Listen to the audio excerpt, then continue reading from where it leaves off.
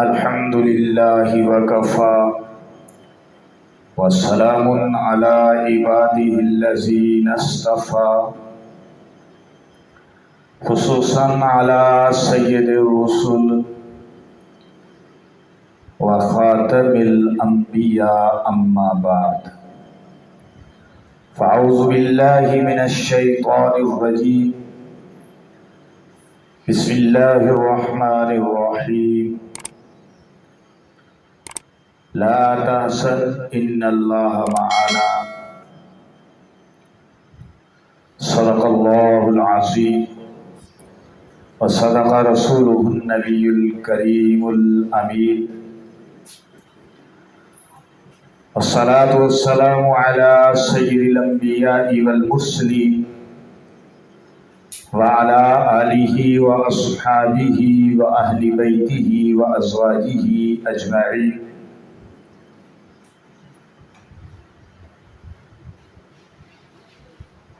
دیروز در بستان سرا ہما طوطیان خوش نوا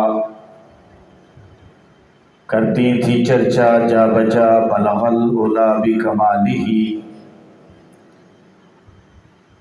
اور قمریاں بھی شوق میں ڈالے ہوئے سر طوق میں پڑھتی تھیں اپنے ذوق میں حسنت جمیع خصالہ، اور بلبلیں بھی سو بسو لے لے کے ہر ایک گل کی بو کرتی تھی باہم گفتگو کشفت دجا بجمالہ. اور سن کر یہ چڑیوں کے چہچہے انسان بھلا کیوں چپ رہے، واجب ہے اس پہ یوں کہے صلو علیہ وآلہ صلو علیہ وآلہ. اللہم صلی علی محمد وعلی آل محمد کما صلیت علی ابراہیم وعلی آل ابراہیم انک حمید مجید. اللہم بارک علی محمد وعلی آل محمد کما بارکت علی ابراہیم وعلی آل ابراہیم انک حمید مجید. گزشتہ سے پیوستہ سفر المظفر چل رہا ہے. 1443 بمطابق ستمبر 2021. سامعین محترم، پچھلے 2 جمعوں سے ہجرت مصطفیٰ مع ابو بکر صدیق کا موضوع چل رہا ہے، اور پہلے مرحلے کی بات ہوئی جو مکہ سے غار ثور تک کا ہے، جس کو اللہ نے قرآن میں بھی بیان فرمایا. دوسرا مرحلہ غار ثور سے مدینہ منورہ تک کا ہے. اس سفر کے دوران کئی واقعات پیش آئے جن کو بیان کرنا اور سننا بہت سارے مسائل کو محفوظ بھی کرتا ہے، ہمارے ایمان کو محفوظ بھی کرتا ہے. سامعین محترم، جہاں پر جس طرح ہجرت مصطفیٰ علیہ الصلاۃ والسلام ایک نادر پہلو ہے، ایک نادر واقعہ ہے، اسی طرح حضرت ابو بکر صدیق رضی اللہ تعالی عنہ کی رفاقت بھی ایک نادر واقعہ ہے.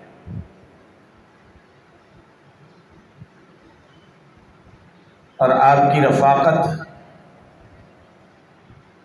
نہ صرف یہ کہ خالی رفاقت ہے، بلکہ اس پر اللہ کے فرمان نے، قرآن نے مہر ثبت کی ہے، اور یہ ایسی رفاقت ہے کہ جس کا تذکرہ اللہ نے قرآن میں بڑے مزے کے ساتھ بیان کیا ہے۔ اور جناب ابو بکر صدیق رضی اللہ تعالیٰ عنہ کا ساتھی، سنگی، دوست قرار دیا ہے۔ اذ یقول لصاحبہ کے الفاظ سے حضرت ابو بکر کا تذکرہ فرمایا، اور ثانی اثنین کہہ کے پیغمبر کے ساتھ دوسرا ساتھی جو یقیناً ابو بکر ہی تھا، ان کا بھی تذکرہ فرمایا۔ تو یہ ایسا اعزاز ہے جو کہ نہ صرف یہ کہ مقام صحابیت میں ایک نادر پہلو حاصل کیے ہوئے ہے، بلکہ ایسا اعزاز ہے کہ جس کے طفیل اللہ نے اپنے پیغمبر کی زبان نبوت سے، زبان اقدس سے، زبان شیریں بیان سے ابو بکر صدیق رضی اللہ تعالیٰ عنہ کے لیے دعا بھی کروائی۔ دعا تو پیغمبر نے کی، لیکن میں نے اس لیے کہا کہ دعا کروائی کیونکہ پیغمبر اپنی مرضی سے تو زبان کھولتا ہی نہیں۔ جب بھی زبان کھولتا ہے، بولتا ہے، تو اللہ کی وحی ہوتی ہے۔ وَمَا يَنطِقُ عَنِ الْهَوَىٰ إِنْ هُوَ إِلَّا وَحْيٌ يُوحَىٰ۔ اب یہ سفر غار ثور تک کا سفر، اور پھر 3 دن غار ثور کے اندر قیام، اور ابو بکر صدیق رضی اللہ تعالیٰ عنہ پہ پیغمبر اسلام کے انعام در انعام، اور پھر اس سے اگلا مرحلہ شروع ہوتا ہے۔ سفر شروع ہوا، اور دوران سفر ایک جگہ دونوں ساتھی، دونوں رفیق قیام پذیر ہوئے، تھوڑی دیر کے لیے آرام فرما ہوئے۔ ادھر وہ آرام فرما ہو رہے ہیں، ادھر پیغمبر اسلام اور جناب ابو بکر صدیق کا سفر جاری ہے، اور ادھر مشرکین مکہ لمیٹڈ کے اندر اضطراب کی کیفیت جاری ہے، پریشان ہیں، ڈھونڈ رہے ہیں، سرگردان ہیں، اور 100 اونٹ کا لالچ دیا ہے، 100 اونٹ کا اشتہار دیا ہے کہ جو پیغمبر اسلام اور جناب ابو بکر صدیق کو ہمارے پاس گرفتار کر کے لائے گا یا ان کا سر لے کے آئے گا تو 100 اونٹ انعام پائے گا۔ یہ مشرکین مکہ ابو جہل کی قیادت کے اندر جو کمیٹی قائم تھی، اس نے اشتہار دیا، اشتہار لگ گیا، بات ہر طرف نکل گئی۔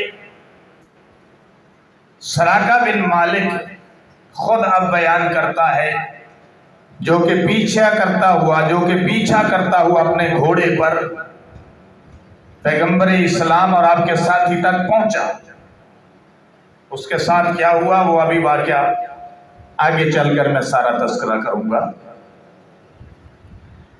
سراقہ بن مالک بیان کرتا ہے کہ میں اپنے چر کے اندر اپنے دیہات میں بیٹھا ہوا تھا دوستوں کی مجلس میں، تو ایک آدمی دوڑتا ہوا میرے پاس آیا اور آ کر کہنے لگا کہ سراقہ، میں نے سمندر پہ کوئی سیاہی سی دیکھی ہے مجھے لگتا ہے کہ وہی 2 یا 3 افراد ہیں جن کے لیے مشرکین مکہ نے 100 اونٹ کا اشتہار دیا۔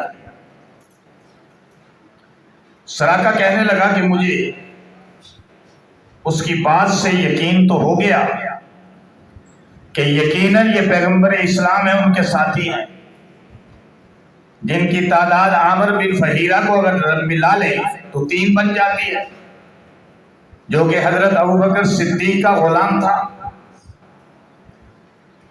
لیکن کہنے لگا کہ میں نے سوچا کہ بہت سارے لوگ موجود ہیں، کوئی اور پارٹی بھی پیچھا کرتے ہوئے وہاں تک نہ پہنچ جائے اور ان کو گرفتار نہ کر لے اور میرا انعام رہ جائے۔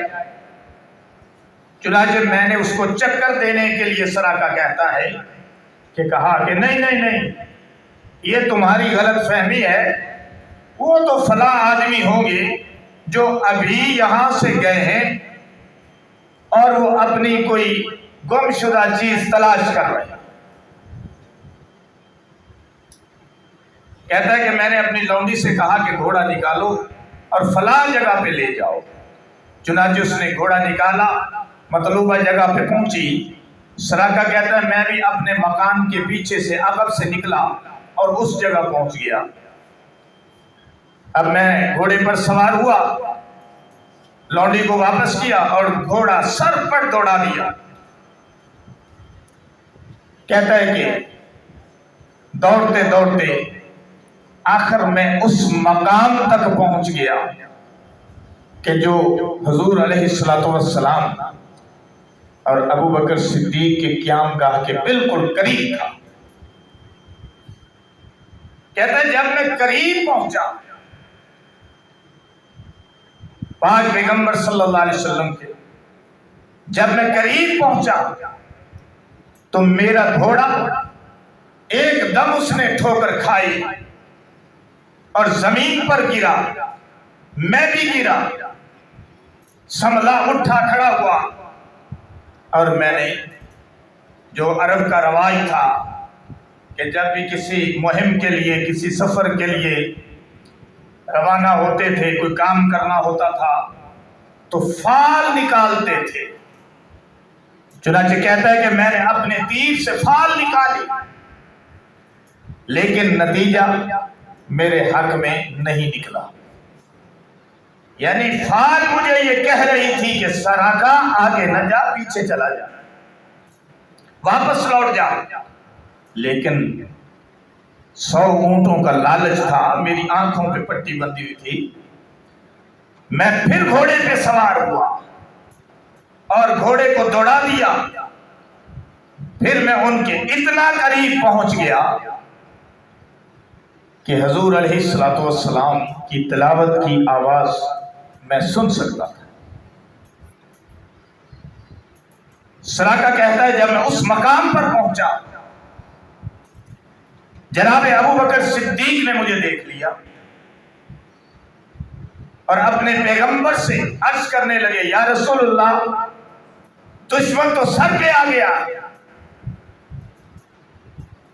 حضور علیہ السلام نے پھر وہی آیت، وہی جملہ دہرایا، لا تحزن ان اللہ معنا، صدیق غم کرنے کی ضرورت نہیں ہے، اللہ ہمارے ساتھ ہے۔